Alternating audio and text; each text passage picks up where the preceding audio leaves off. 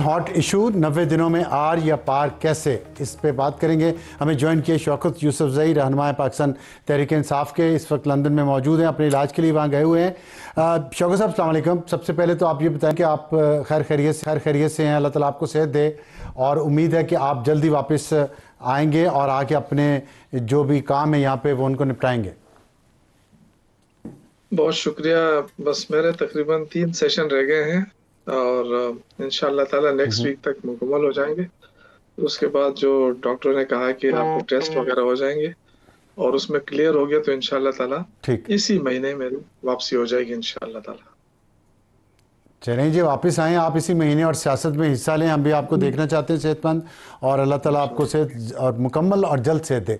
ये बताइएगा कि सियासत की हमने बात की और इसी महीने आपने वापस भी आना है, तो अभी बात हो रही थी 6 अगस्त को एक तहरीक शुरू हो रही है खान साहब की रिहाई के लिए, लेकिन इसके साथ ही हमने देखा कल अली मीन गंडापुर साहब लाहौर गए हैं और वहाँ से उन्होंने 90 दिन का एक अल्टीमेटम दिया है, और उस पर जो पीटीआई के अंदर एक मुखालिफ ग्रुप है वो ये कह रहा है कि ये सलमान और कासिम की पाकिस्तान वापसी नहीं, पाकिस्तान आके तहरीक की क़यादत करने का जो प्रोजेक्ट था उसको नुकसान पहुँचाने की कोशिश है। 90 दिन का अल्टीमेटम, क्या ये ठीक है?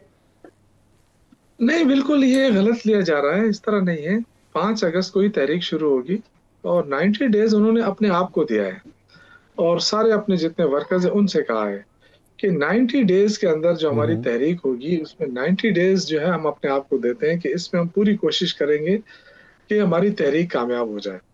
और अगर 90 डेज तक हमारी तहरीक कामयाब नहीं होती है तो फिर उसके बाद लाएमल तय किया जाएगा कि हमने क्या करना है। तो ये 90 डेज उन्होंने अपने आप को दिया है, ये ऐसा नहीं है कि मतलब 1 दिन या 2 दिन की तहरीक है, लंबे अरसे तक तहरीक चलने वाली है और ठीक, सियासी तहरीक होगी इस दफा और हर सूबे में होगी। आपको पता है कि अली अमीन गंडापुर साहब ने ऐलान भी ये भी किया है कि वो सिंध भी जाएंगे, बलूचिस्तान भी जाएंगे, आज़ाद कश्मीर भी जाएंगे, गिलगित बल्तिस्तान भी जाएंगे। तो इसका मतलब है कि एक तो तहरीक भी चलेगी और साथ साथ पीटीआई को रीऑर्गेनाइज भी किया जाएगा। फरमाइएगा कि आपने अभी कहा कि अली मीन गंडापुर तमाम मुल्क में जाएंगे, सिंध में जाएंगे, बलूचिस्तान में जाएंगे, पंजाब में भी जाएंगे, तो सलमान और कासिम भी उनके साथ जाएंगे सब जगहों पे, या उनका प्लान सिर्फ पेशावर से पिंडी या डाला जेल तक है? देखिए, उनका तो अभी प्लान फाइनल नहीं हुआ है ना। उनका तो सिर्फ ये है कि वो आना है नहीं आना है, अभी तो ये भी फाइनल नहीं है। और जाहिर है जब अच्छा, वो फाइनल आएंगे नहीं तो अभी उसके ये? लिए नहीं, वो तो पार्टी फैसला करेगी ना कि किस तरह उनके जो अगर वो आते हैं पाकिस्तान में तो उनकी क्या हिकमत अमली होगी, उनको कहाँ कहाँ ले जाया जा सकता है, क्या वो लीड कर सकते हैं नहीं कर सकते हैं, ये तो पार्टी फैसला करेगी। अभी तो सिर्फ ये है कि वो आना चाहते नहीं। हैं, वो उनकी ख्वाहिश है कि वो अपने वालिद से मिले और उनके साथ जो जुल्म ज्यादती हो रही है वो मीडिया के जरिए हाईलाइट करें, दुनिया को बता सकें कि यहाँ पे जमहूरियत नहीं है, यहाँ पे ज्यादती हो रही है, इंतकामी कार्रवाई हो रही है। जिस तरह जब खान का भी एक स्टेटमेंट आया है कि उन्होंने कहा कि ये सियासत नहीं हो रही, इंतकामी कार्रवाई हो रही है। तो वो आना चाहते हैं, वो देखेंगे, वालिद से मिलेंगे, उसके बाद ही कोई फैसला होगा। ठीक है, तो आप वहाँ लंदन में हैं, आपकी कोई मुलाकात जमायमा खान से या सलमान से या कासिम से या उनके किसी और मीडिएटर से के जरिए आपके साथ बात हुई है कोई इस मामले पे आने के सिलसिले में? नहीं जी, मैं चूंकि मैनचेस्टर में हूँ, यहाँ जो हॉस्पिटल है मैं यहाँ पे होता हूँ और चूंकि सैटरडे संडे छुट्टी होती है तो मैं अपनी बेटी के साथ रहता हूँ यहाँ पे। और बाकी मैं किसी से मेरा कोई राब्ता नहीं हुआ है। कुछ दोस्त होते हैं जो मैनचेस्टर के जो पीटीआई के दोस्त हैं वो आते हैं मिलते हैं, बाकी मेरी किसी के साथ इस तरह गुफ्तगू नहीं हुई है। लेकिन देखें, अगर ये कि अगर सलमान कासिम आना भी चाहते हैं तो उनका मुल्क है, आए, बिल्कुल आए। देखिए, ये जो हुकूमत की बुकलाहट है कि जी उस पहले ही से कह देना है कि वो आए तो हम गिरफ्तार करेंगे, अगर उन्होंने कानून हाथ में लिया तो हम गिरफ्तार, इससे तो देखिए मुल्क की बदनामी हो रही है ना। जो इंतकामी कार्रवाइयां हो रही हैं वो तो मुल्क के अंदर है, लेकिन अगर आप इस तरह की बातें करेंगे तो उससे मुल्क की बदनामी होगी। अभी वो आए नहीं है, कौन सा कानून उन्होंने हाथ में लिया है? वो तो कोई ऐसा तो नहीं है कि वो ठीक, इंतशार करने आ रहे हैं, वो अपनी वालिद से मिलने आ रहे हैं। तो होना तो ये चाहिए कि गवर्नमेंट उनको फैसिलिटेट करे, गवर्नमेंट कहे कि जी आए, बिल्कुल आए। देखिए, इस तरह खौफजदा होना और इस तरह के स्टेटमेंट देना मेरे ख्याल से ये गैर संजीदगी है। ठीक है। अच्छा, हमारी बात आज ही हो रही थी शायद खाकान अब्बासी साहब से, उन्होंने कहा कि पीपल्स पार्टी जो है अगर अपनी तहरीक इस नुक्ते पे मरकूज़ करे कि हमने मुल्क में रूल ऑफ लॉ की बात करनी है, जमहूरियत की बात करनी है, बजाय इसके कि हमने अपने लीडर को रिहाई दिलवानी है, तो उनको ज़्यादा सपोर्ट मिलेगी और ज़्यादा सियासी जमातें भी उनका साथ देंगी। वरना सियासी जमातें एक सिंगल लीडर को रिहा करवाने के लिए क्यों तहरीक का हिस्सा बने? तो आप कहते हैं इस पर खान साहब को फ़ायदा होगा। तो आप नहीं समझते कि ये स्ट्रेटजी पीटीआई को अपनानी चाहिए और दूसरी सियासी जमातों को साथ लेना चाहिए? बिल्कुल, मैं इसके हक में भी हूँ और मैं तो बार बार कह चुका हूँ। और इस दफ़ा पार्टी ने भी ये कहा है कि इमरान खान की रिहाई तो वैसे भी होगी, वो तो थ्रू अदालतों ही होगी। लेकिन ये कि अगर हम रूल ऑफ लॉ की बात करें और उसके लिए स्ट्रगल करें, तो अगर अदालतें काम शुरू कर दें, मेरिट पे फैसले हो जाएं, तो इमरान खान वैसे ही बाहर आ जाएगा। तो इस वक्त तो देखें ना, मुल्क के अंदर जमहूरियत नहीं है, मुल्क के अंदर पार्लियामेंट की बालादस्ती नहीं है। तो सबसे पहले स्ट्रगल तो इसके लिए करना है। अगर हमारा सिस्टम ठीक हो जाएगा तो फिर जाहिर है, अगर किसी ने गलत काम किया है तो उसकी सजा मिलती है, अगर नहीं किया है तो उसको बरी कर दिया जाता है।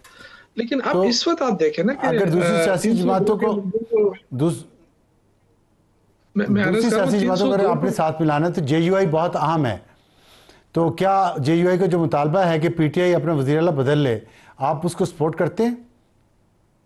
नहीं, देखिए, ये तो जेयूआई जो है ना, वो बड़ी छोटी छोटी चीजों में उलझ गई है। वो डीआई खान से अपना जान छुड़ाए और एक मुलगीर पार्टी के तौर पे बात करे। अगर ये है कि जी अलीमीन गंडापुर से मौलाना साहब को शिकस्त हुई है और वो शिकस्त नहीं भूल पा रहे, तो ये तो पार्टी का कसूर नहीं है ना।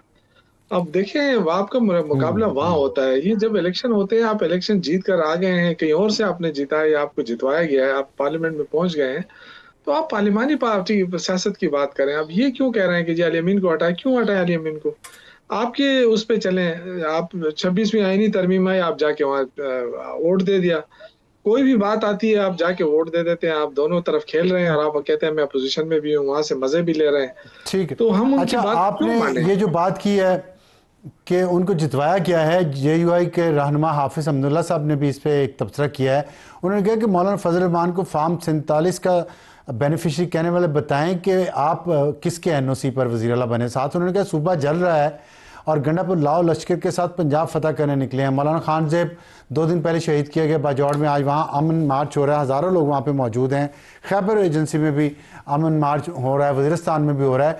लेकिन हुकूमत या हुकूमती नुमाइंदा या आपकी जमात का कोई उन लोगों को इंटरेस्ट नहीं है कि खैबर पख्तूनख्वा में क्या हो रहा है। जिम्मेदारी तो आपकी हुकूमत की है ना सबसे पहले। क्यों इतनी गैर जिम्मेदारी और नहीं, ऐसा लापरवाही? नहीं है। देखिए, एक तो दहशतगर्दी की बात हो रही है। तो दहशतगर्दी जो है ना, वो क्रॉस बॉर्डर टेररिज्म जो है ना, वो सिर्फ सूबे का काम नहीं होता है। सूबा तो देखें, सूबे की पुलिस काम कर रही है, सूबे की एडमिनिस्ट्रेशन काम कर रही है। तो वहां पे पुलिस वज़ीर को आला आप खुद तो जाके पुलिस हड़ताल पे चली जाती है कि हमें इख्तियार नहीं देते इनसे लड़ने का, नहीं, दहशतगर्दों से? नहीं, वो किसके वो अंडर है कुछ पुलिस? और इश्यूज हैं, वो मैं यहाँ पे नहीं बता सकता। वो कुछ और इश्यूज हैं जो पुलिस, लकी मरवत और कई और इश्यूज जो होते हैं, वो इससे कोई ताल्लुक नहीं है गवर्नमेंट से।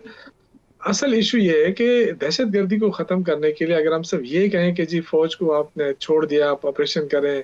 रोज हमारे फौजी जवान शहीद हो रहे हैं डेली। हमने क्या पॉलिसी वही इख्तियार ना। की? पॉलिसी बनाना किसका काम है?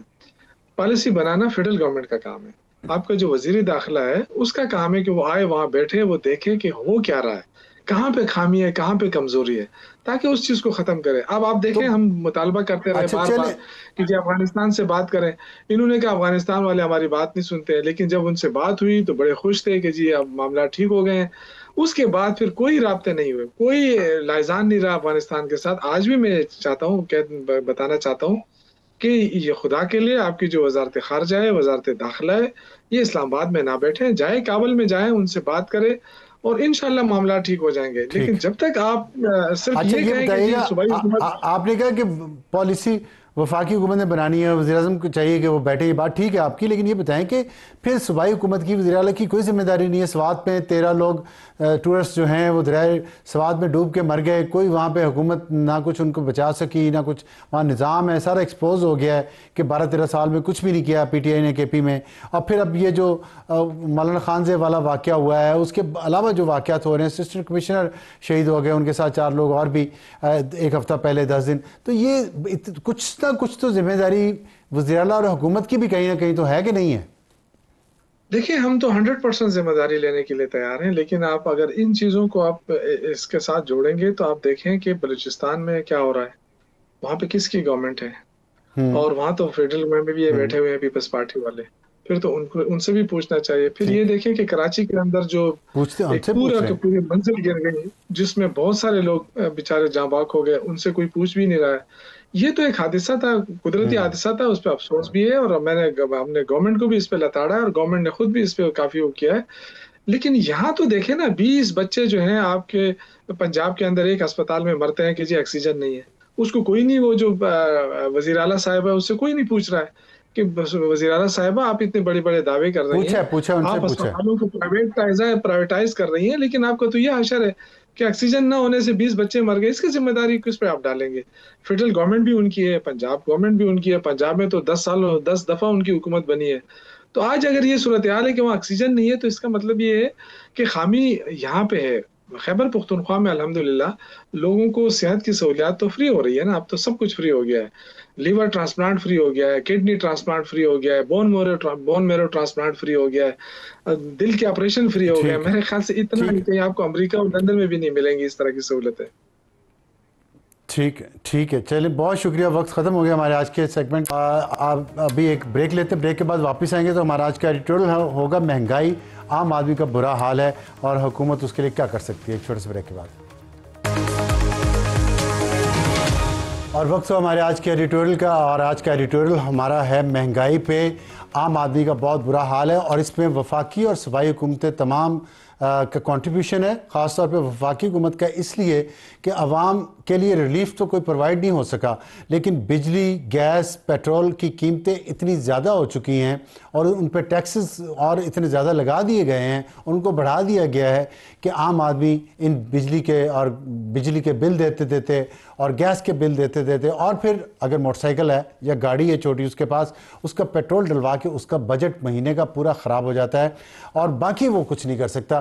तो सूबाई हुकूमतें जो हैं उनका, मैंने आपको बताया कि उनकी तरफ से भी गरीब आवाम के लिए कोई रिलीफ नहीं है। हालांकि वो 18वीं तरमीम के तहत NFC वार्ड के तहत हर साल वफाकी हुकूमत से अरबों खरबों रुपया लेके जाते हैं, लेकिन आगे आम आदमी तक नहीं पहुंच रहा और उसके असरात क्या हैं सोसाइटी पे कि 40%। अब ये इस पे इख्तलाफात हैं।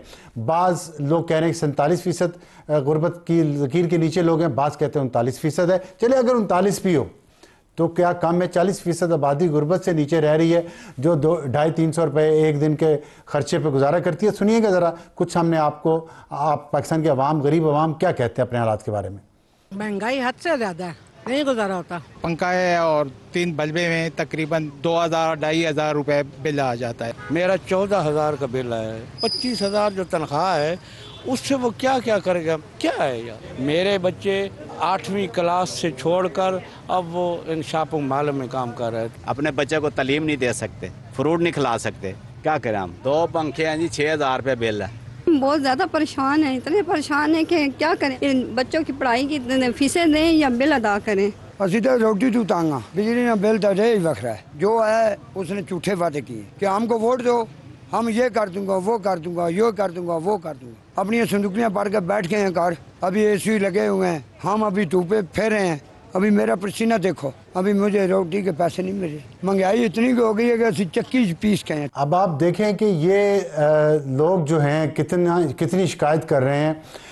सबसे ज़्यादा शिकायत है बिजली के बिलों की और पेट्रोल प्राइसेस की वजह से जो ट्रांसपोर्ट का ख़र्चा। और हमारी टीम ने एक इस पे उन लोगों से बात भी की है जिनकी कम से कम तनख्वाह 40,000 जो मुकर्रर की गई है, उसके मुताबिक भी अगर 2 बच्चे भी किसी शख्स के हों तो उसका भी एक महीने का गुजारा करना इंतहाई मुश्किल है। और वो बिल्कुल एक पंखा और एक बल्ब चलाए अगर, और घर में एक छोटा सा फ्रिज हो, तो शायद बड़ी मुश्किल से उसका महीने का खर्चा पूरा होता है। लेकिन अगर उसके बच्चे स्कूल जा रहे हो तो वो कैसे अफोर्ड करे। और ये जो गुर्बत की तारीफ है उसके मुताबिक $3 अ डे 853 रुपये बनते हैं एक शख्स के लिए। तो हुकूमत को सोचना चाहिए कि इतना मुश्किल वक्त गुजार लिया, आम आदमी जिसकी हालत इतनी ख़राब है उसका भी सोचे और बिजली और पेट्रोल की कीमतों पर नज़रसानी करे।